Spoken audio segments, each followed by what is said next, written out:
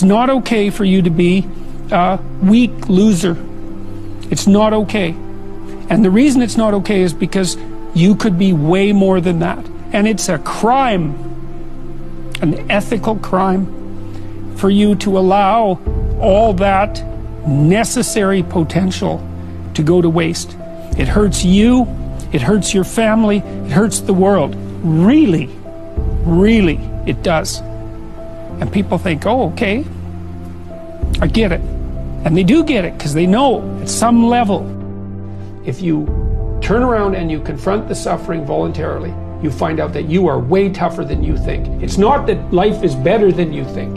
Life is as harsh as you think. It might even be worse, but you are way tougher than you think if you turn around and confront it.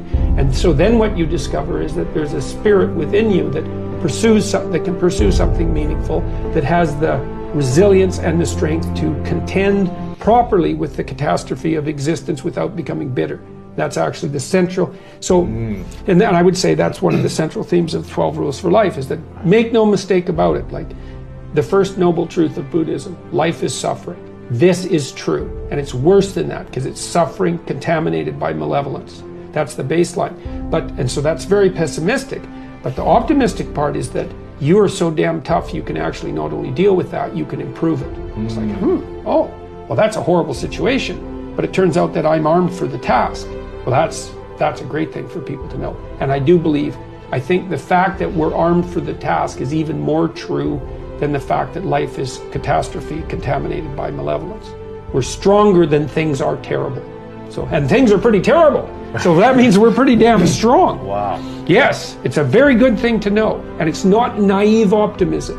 It's a very different thing. It's like, no, things are terrible. They're brutal. And you are so damn tough, you can't believe it. You know, the idea that in some sense you're an eternal victim, well, there's a truth in that, given that nature is conspiring to destroy you and will be successful in the end, that you're undermined by your own society at the same time you're buttressed by it, and that you're a target of your own malevolence and that of others. I mean, so there's a triad of tragic and malevolent forces that are aimed directly at your heart, and that's always the case. But to not take responsibility for that and to attribute to that to a cosmic injustice or a sociological injustice in some sense that's aimed particularly at you, that's somehow the fault of others, is to miss the great adventure of your life. In that adoption of that adventurous mode of being, there's a deep meaning to be found.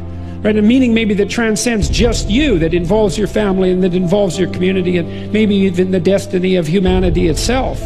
But there's nothing about that that's secure or easy, and very little that has to do with happiness.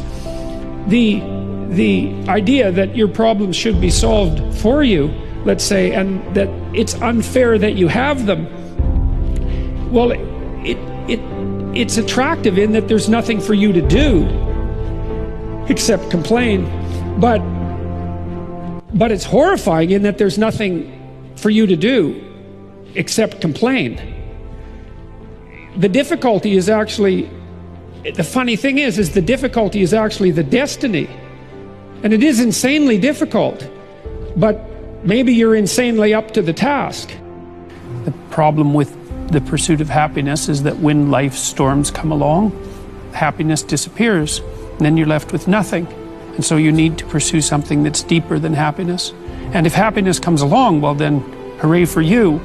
You don't want to despise it because it's fleeting, but it's much better to pursue things that are meaningful than things that make you happy. It's deeper, and it orients you more appropriately, and it keeps you centered in your own life. It makes you more useful for your family and your community. So a lot of what people find in life that provides them with a sustaining meaning is a consequence of not the pursuit of rights or the pursuit of happiness or the development of self-esteem, but the adoption of responsibility. And the more responsibility, in some sense, the better. Responsibility for yourself, for making sure that your life lays itself out like it should. Responsibility for your family, responsibility for the community. It's people who take responsibility that are the ones that you admire, and that's the right pathway through life. That's where meaning is to be found. And I think that's probably the crucial issue, is that identification of a profound relationship between responsibility and meaning. And for many of the people that I'm talking with, it seems like that's the first time that that's been articulated for them.